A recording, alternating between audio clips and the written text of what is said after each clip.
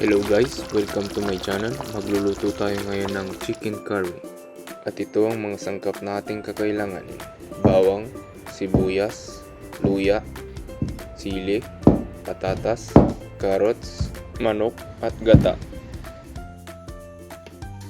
Ngayon magigisa na tayo ng bawang, sibuyas at luya. Katapos ilagay na rin natin ang manok.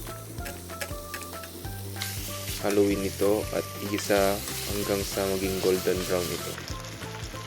Ilagyan na rin natin ng paminta at curry powder. Katapos ilagay na rin natin ang gata.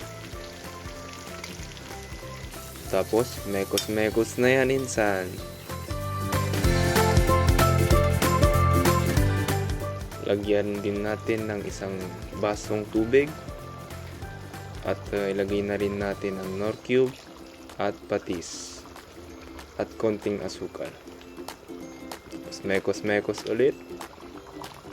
Ngayon ilagay na natin ang patatas, carrots at sili at mekos-mekos ulit. Alright, luto na guys ang ating chicken curry. Subukan nyo ng iluto.